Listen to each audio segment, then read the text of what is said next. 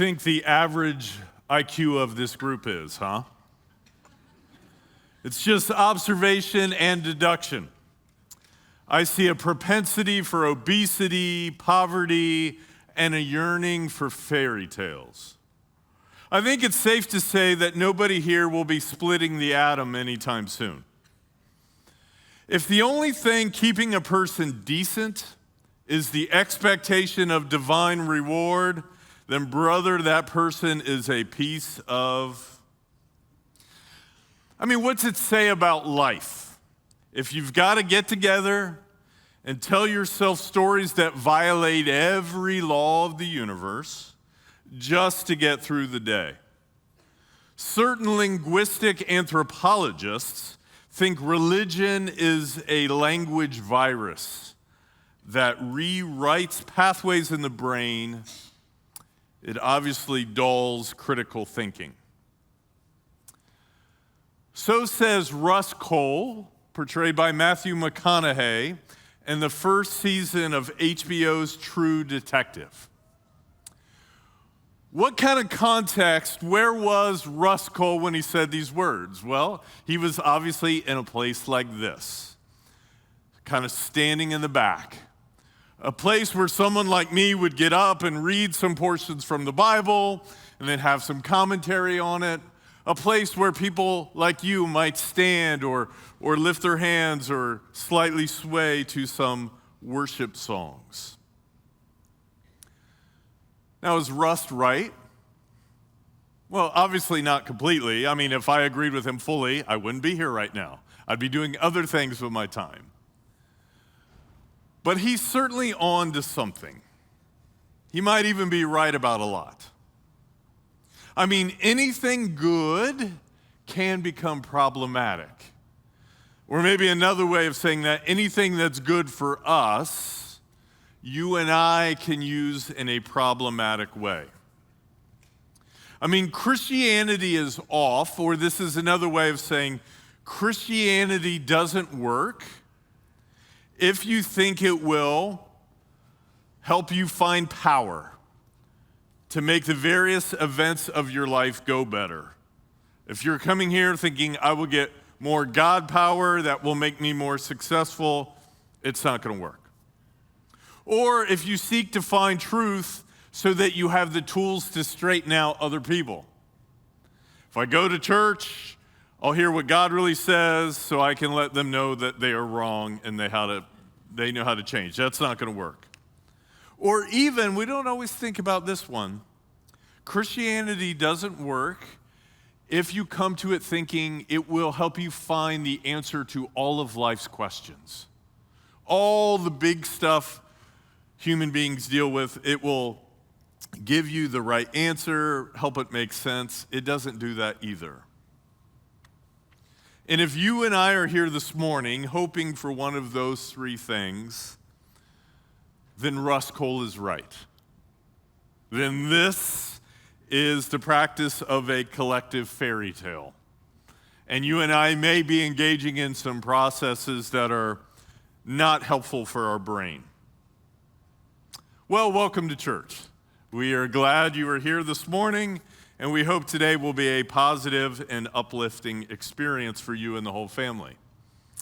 We're obviously continuing our series here, Note to Self, where we are exploring some of St. Peter's opening words in his second letter. It's very much a key passage, and it's one where, again, to be clear, I find all of this helpful, personally. It's changed my life in ways I wouldn't even share publicly, but it has changed my life in lots of ways.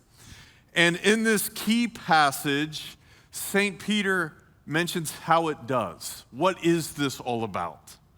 In effect, he's saying, these are the things that Rust Cohle is missing. 2 Peter chapter 1, beginning in verse 3. His divine power has given us everything we need for a godly life through our knowledge of him who called us by his own glory and goodness. Through these, he has given us his very great and precious promises, so that through them you may participate in the divine nature, having escaped the corruption in the world caused by evil desires. So again, Peter's not saying if you sign up for the Jesus thing, you're going to get power to make your life more successful. You're going to have the ability to straighten out other people in your life who you wish they would straighten out, or even give you the right answers. But what does this offer?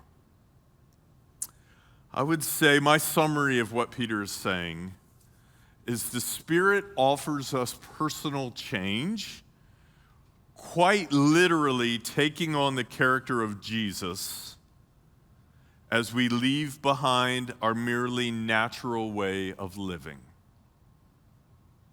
This is, when it works, it doesn't always work, but when it works, this is what this offers. Now going back to verse 4, Peter uses some interesting phrases here, where he says we could participate in the divine nature, having escaped the corruption in the world caused by evil desires. I mean, this is a big, bold claim. Do you understand what Peter is saying? He's saying you and I have the potential, at least, for the divine nature, God's character, God's way of being to reside within us. Big, bold claim. And how we begin to do this, or how we begin to access it, or how we begin to lean into it, to make it a reality, he mentions some particular pursuits. And really, it's the point of this series is we're kind of looking at these pursuits one by one. So we have verse 5, where Peter says, therefore, make every effort to add to your faith, fill in the blank. So he's saying, if you trust Jesus and his ways, you want to take on his patterns, you're actually looking for the literal character of God to show up in your very being. Here are some patterns you will need to lean into. Again, that's the point of our series. And today, it's the pattern of self-control. I know it's incredibly exciting, it's thrilling that you've gotten up early on a weekend, on a day off, to come gather with a whole bunch of people to hear someone give a talk on self-control. Try to contain yourself, but that's what we're talking about today. But believe it or not,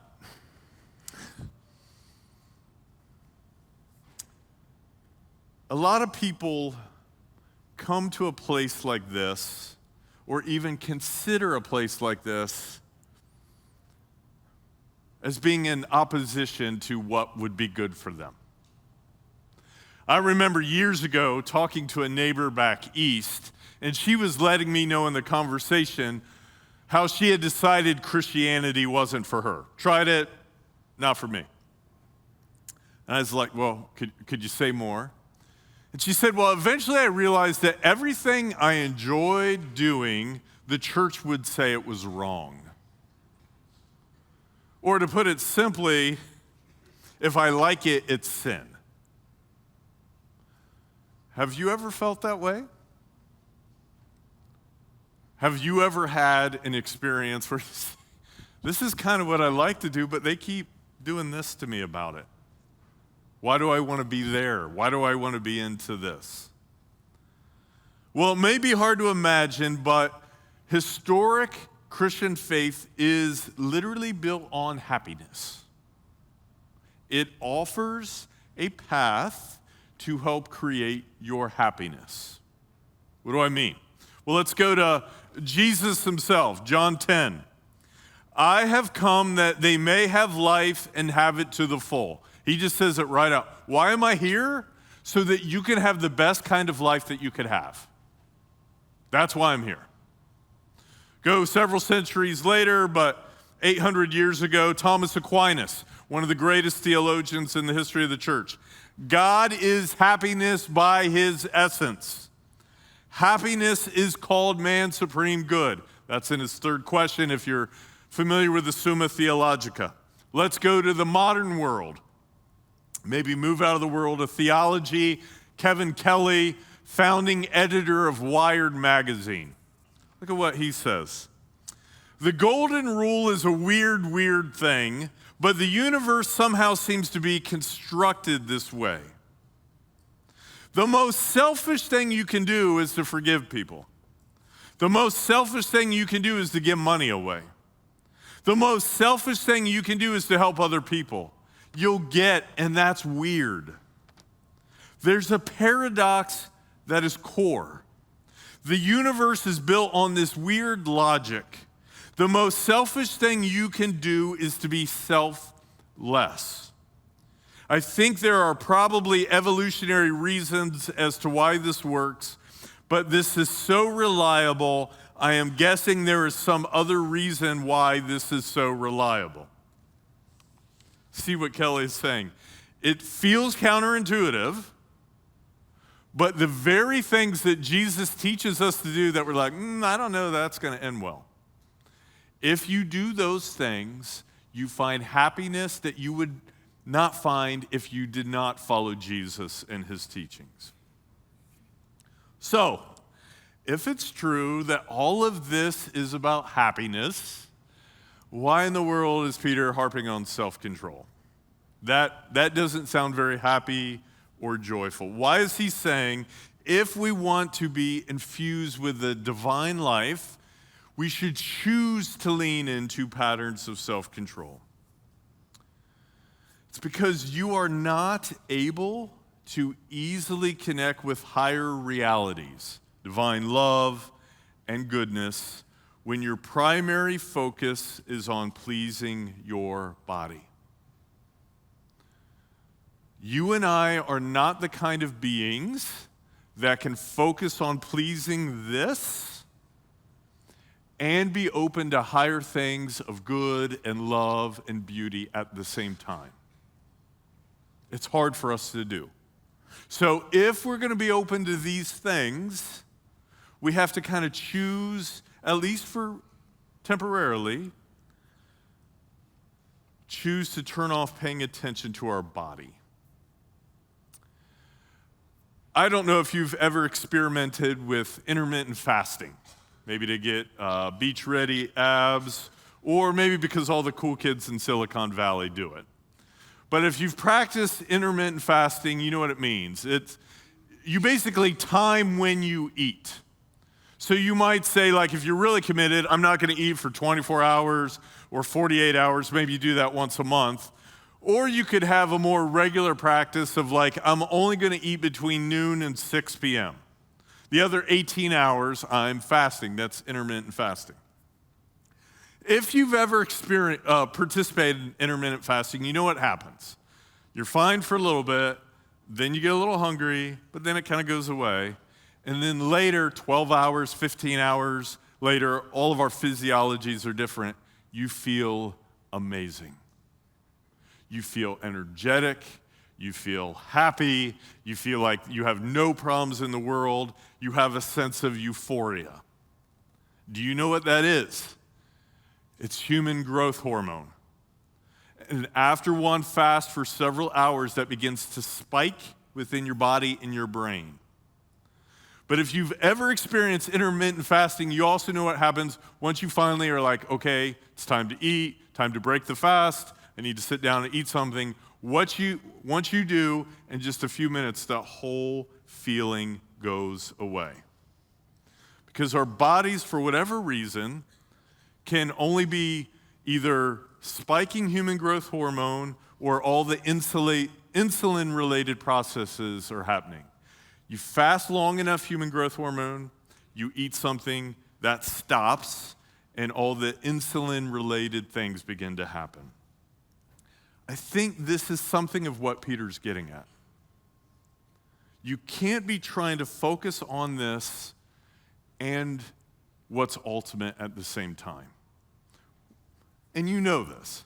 I mean, it's kind of hard to sit around and think about what is the ultimate meaning of life while simultaneously trying to get to the bottom of the bag of potato chips. It's kind of hard to play Xbox for hours and hours and be tuned in to other people's subtle needs. It's pretty impossible to be locked into pornography all the time and be aware of how valuable other human beings are, made in the image of God. You and I cannot easily focus on this and be open to who God is and what he might do within us at the same time. Plato was an ancient Greek philosopher, one of the most brilliant intellectual people in all of Western history. He founded the first university in the West, the Academy in Athens. And he's had a bigger influence on Christian faith than you know. If you've ever sat down and read lots of Plato, I'm sure many of you do, but if you have, you would know about every page to 2 pages, St. Paul says something that's an allusion to Plato. There's actually some parables of Jesus that are remarkably similar to things Plato said about 300 to 350 years before he walked this planet. But in Plato's 7th letter, he recounts to his reader about how he tried to be an advisor to different rulers, leaders, kings, and how it never went well. And Plato says something like this: I would have a king come to me and be like, hey, I hear you're smart. Can you come help me lead well and be effective as a ruler? And he'd say, sure. So Plato would meet with him and he'd be like, all right, what do I got to do? And Plato would start saying something like, hey, you know those wild parties you go to where you're drunk all the time and you're kind of sleeping around? You can't go to those ever again. No more parties like that, ever. And in fact, I want you to start going to bed early every night. And then second, I want you to take at least 1 day a week where you fast from food. You don't eat anything for 24 hours, just so you kind of can learn to control your appetites. You don't have to do it every day, but 1 day a week. And then I want you to make a list. I'm sure you know who they are. Who are the people in your town or city, 3, 4, 5 of them, that everyone knows are the most moral and good people in the town? Okay. That's who I want to be your friends, and you can only hang out with those people on Friday and Saturday nights. And then Plato would say, all right, so do this for a year. And then after a year, when you start to make decisions, you'll make good decisions. You will intuitively know how to lead well. You will be more aligned with what's best, not just for you, but for everyone you are leading who are subject to you. And Plato says in the letter that all of them would be like, yeah, no thanks. I'm going to find another advisor. But I think it's interesting that this brilliant mind, the father literally of Western philosophy, would say, you can't think clearly, you can't make good decisions, you don't know what to properly value or not value if you are just seeking to please your body. You actually need intentional practices of physical self-control to think about what's most important and even what's more helpful for other people. And friends, I wonder if that's true for you this morning. Is there a problem you're dealing with? Is there something you're struggling, wrestling through? Is there maybe even a big decision you can't quite figure out that might only come if you choose to consume less sugar, consume less TikTok, unless you decide, you know what? Next 30 days, I'm not going to have any alcoholic beverages at all. Maybe not forever, but the next 30 days. I wonder if there's some important things that would become more clear if you actively chose something like that. I want to share 3 brief principles about Peter's admonition on self-control and then three potential practices after that. So 3 brief principles. Number 1, if you are tempted to overly indulge, know that your being is hungry for God. I'm going to say it again. If you are tempted to overly indulge, know that your being is hungry for God.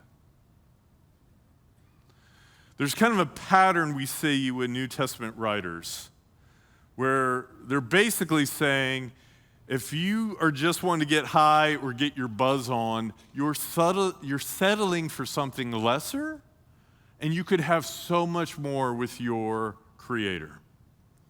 After Jesus was crucified and bodily resurrected and ascended to heaven, his Spirit comes to his first followers. And Luke writes this in Acts chapter 2. Suddenly a sound like the blowing of a violent wind came from heaven and filled the whole house where they were sitting. All of them were filled with the Holy Spirit and began to speak in other tongues as the Spirit enabled them. Then verse 13. Some, however, made fun of them and said, they have had too much wine. Do you see what's happening?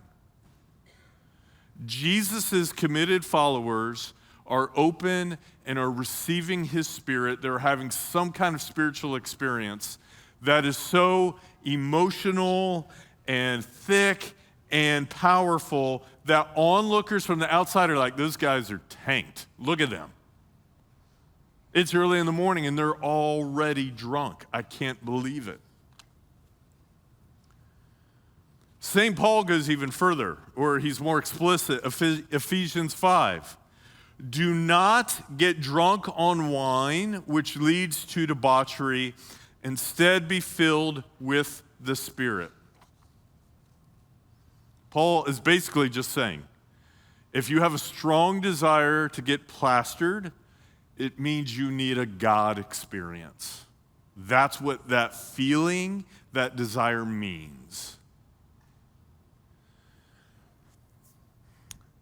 Now, I'm sure in a group this size, a number of you, maybe many of you, have had very difficult lives. If you think of your backstory, maybe you grew up in we'll call it a unstable home. Maybe even right now, you just feel like you're just barely treading water financially. And even as I mention it, when you think about the bills you got this week and how little you will be paid next week, it makes you uneasy. For some of you, you feel like you've never had a lucky break. Other people do, you haven't. And that life has been surviving, struggling, clawing, and surviving in just one series of those challenges after another. If that is you, friends, I want to say a couple of things. One, God sees. God knows what you're experiencing. God knows it's not your fault. God's aware, and I want to say as a friend, hats off. I have mad respect for you. You're a survivor. And I want to be really clear. Neighborhood is not the kind of BS community that says, if your life's been really messy, you must be doing something wrong. We do not say that here. We do not believe that. There are many of you that have had very challenging lives, and it's not your fault. And in fact, we respect you. We see you. But I do want to offer something as a friend. Again, this is not your fault, but it's a reality. If you have a long backstory of difficulties, particularly as you were younger, lots of traumas that, again, not your fault, your body is biochemically programmed to look for something outside of you to make you feel better quickly. You didn't choose it. It's not your fault. It's not a sin that your body's that way. But your body is programmed that way. The harder our life is, the more our body wants to find something to make us feel better instantly. And if you go through that a lot, that becomes your default. And if that's you, again, you've done nothing wrong. I just want to name you need to know that about yourself. And therefore, you might need a little more church than other people. You might need to come to worship a little more often. You might need more prayer time or join another small group. That's no failure. Again, you will probably sit in the front row of heaven. But you need to know that about yourself. Second principle, number 2. If you are tempted to look down on those who struggle with self-control, know that you are lacking a different form of spiritual self-control. Some of you are the opposite. Come on, get it together, guys. Get up before the break of dawn. We can do this, no problem. Research shows this. If you are naturally organized, naturally on top of it, naturally self-controlled, at least half of that, if not more, it's just your DNA. You're not better than other people. You were just born that way.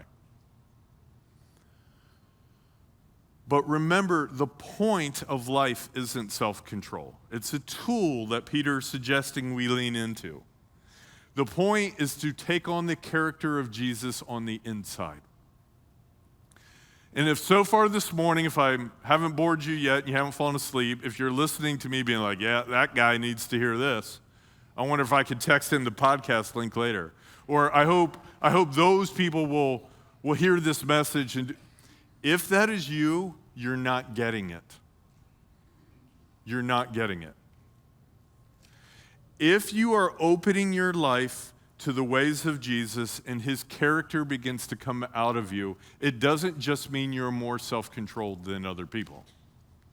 It means you're more compassionate. It means you're more loving, you're more empathetic. It means you put your arm around people that naturally your personality does not want to put their arm around. So if so far this has been about them and not what does God have for you, I would respectfully say you might be missing the point here. Number 3, third principle, if you are tempted to simply avoid the world altogether, know that this can easily backfire on you.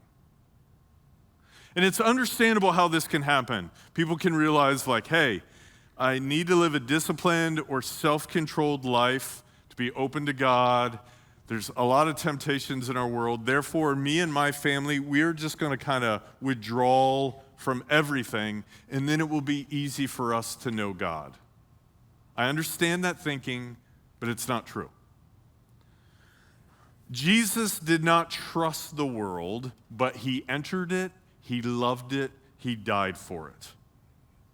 And he calls those of us who are imperfectly trying to follow him to enter the world without following its values, to seek to live a different kind of life while also engaging and serving the larger world we are in.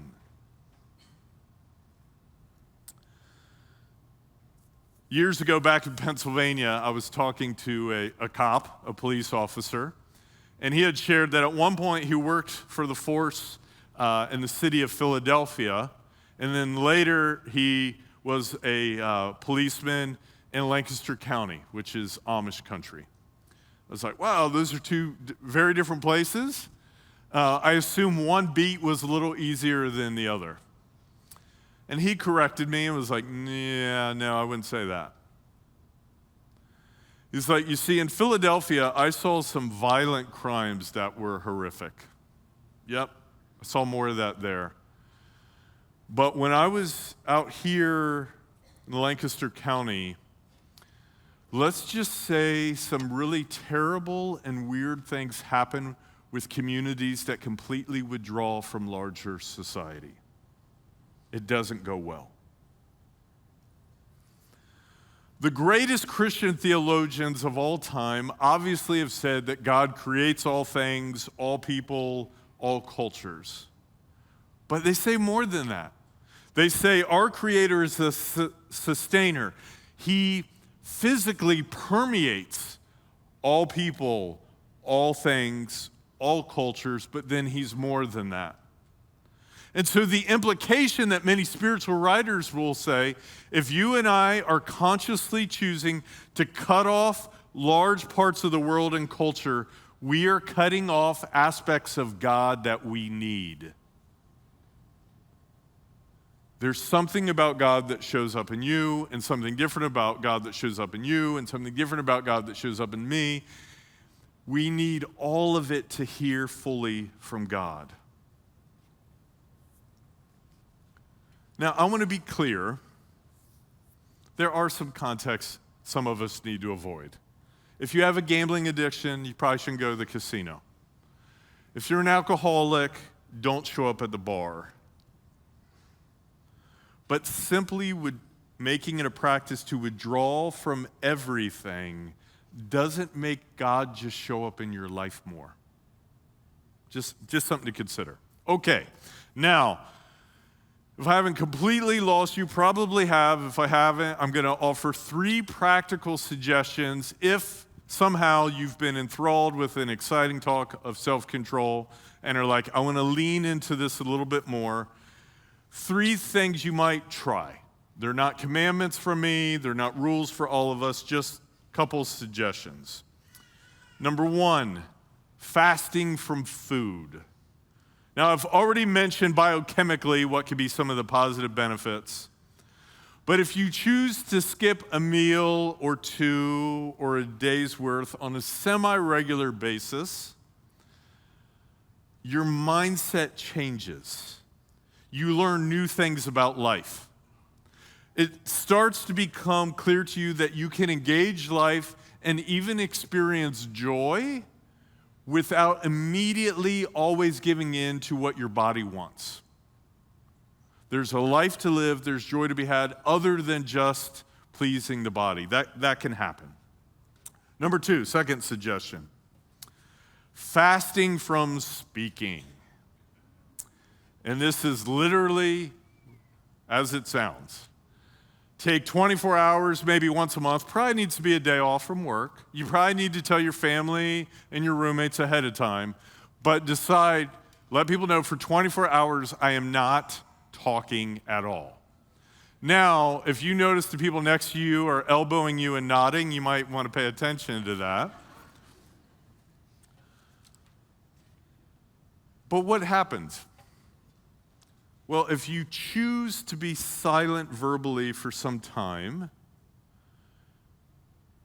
you find out that the world is okay and God still takes care of people, even when you don't tell them what you think. Even when you are not naming your wants all the time. Even when you're not giving an opinion on every matter that happens in our world. Even more, you might find that you have a tendency to push people around, to manipulate them by what you say. Maybe you're not doing that, maybe you are. You won't know unless you try a practice like this. Some people that are a little further down the spiritual path even will do isolated silent retreats. Remember years ago talking to Marcus, my spiritual director at the time, and he let me know he was going on an 8-day silent retreat, just him by himself, no technology, anything, 8 days. I was like, Mark, that sounds so restful. You'll come back so rejuvenated. He's like, Brian, you have obviously never done this.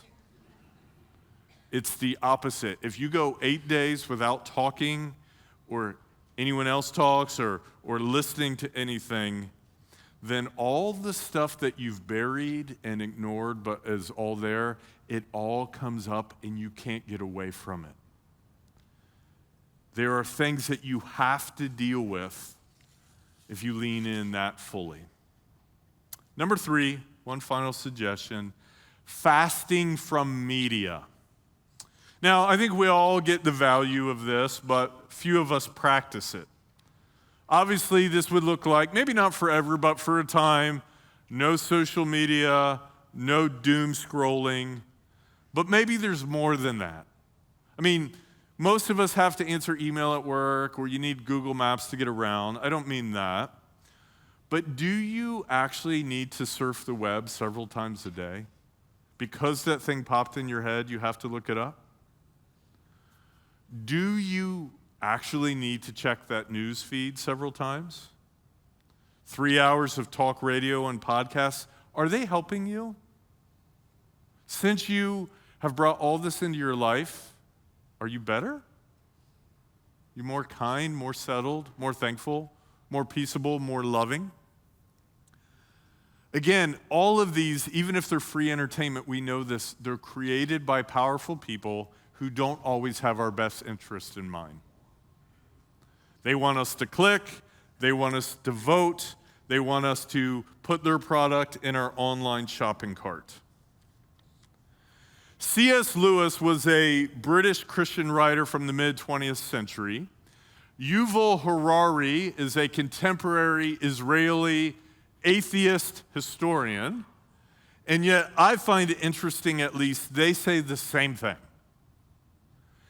And what they want us to know is that what we think is being our free self is normally not as much as we think. Lewis: the more I try to live on my own, what I call my wishes become merely the desires thrown up by my physical organism and pumped into me by other men's thoughts. Eggs and alcohol and a good night's sleep will be the real origins of what I flatter myself. Propaganda will be the real origin of what I regard as my own personal political ideals. I am not in my natural state nearly so much of a person as I like to believe. Most of what I call me, my very identity, can be very easily explained. Harari: you have this fantasy that you just choose whatever you want freely. In reality, many of our choices, our desires, they are influenced by cultural factors, political campaigns of propaganda, by biological processes in our body. More and more people are even starting to wonder if some of the way some of our food is manufactured is actually changing the way we think and what we value and behave. So I don't know, something to consider. Could it benefit you to follow what Peter is saying, to take on a practice of self-control through choosing to fast from media? And I wonder if you do, if you might break out of the cycle some of us live in. You know what I mean? Me and people like me are good people. Them and people like them are the bad people. That us good people got to stop those bad people. And if you just kind of turn all this off for a while, I wonder if that'll go down a little bit.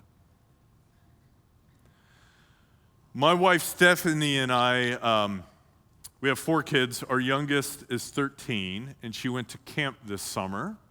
And apparently at camp, they don't have cell reception. So she went a week without her phone. And when we went to pick her up, the very first thing she said to my wife and I is, "You guys are so lucky, because when you were kids, there were no smartphones. You had to be so happy as kids not having smartphones." And she said, "This has been the best week of my life because I couldn't be on my phone."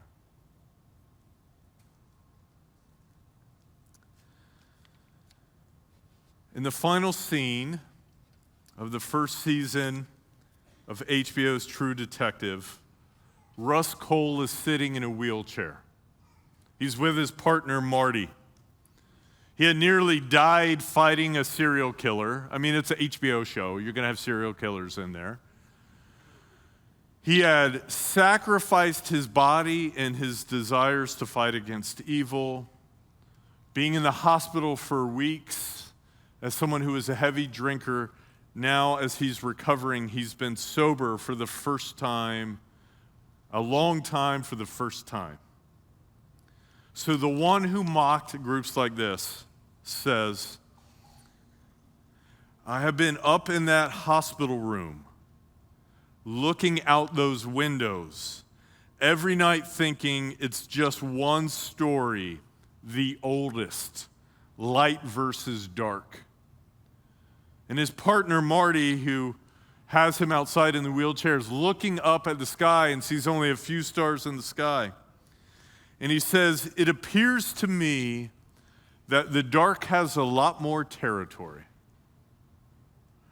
And then Russ begins to kind of well up with emotion, just looking up with a smile on his face. He says, you're looking at it wrong. Once there was only dark, but if you ask me, the light is winning. So in this series finale, we have a man who's been forced to sober up for the first time in a long time, and suddenly he's seeing beauty and hope and potential and goodness in the same world with the same circumstances that he didn't see before.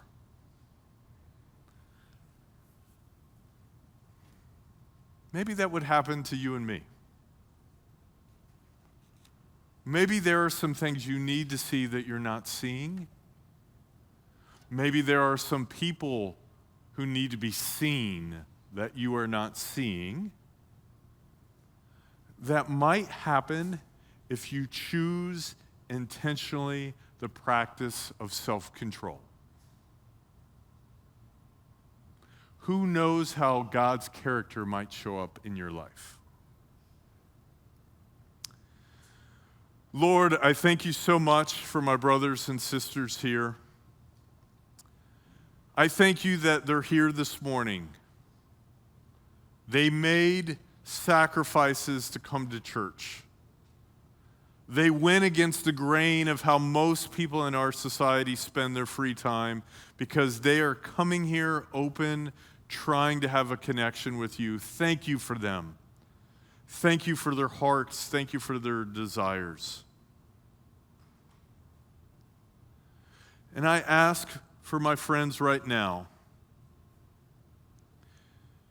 if there is an area of their personal life where they feel like they have too little self-control, that what's been their default isn't helpful, bring that to their mind right now, Lord.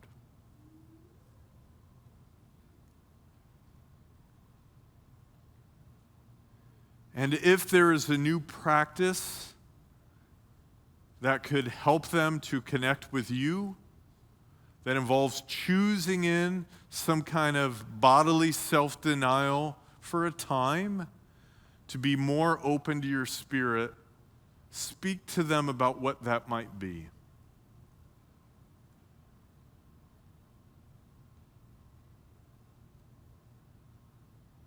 Lord, we thank you for showing us the path.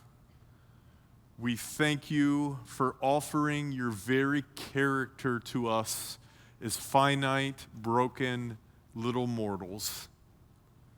May we have the courage and the commitment to make decisions, to try to discipline ourselves, to see what you might want to do within us. In the name of Jesus we pray. Amen.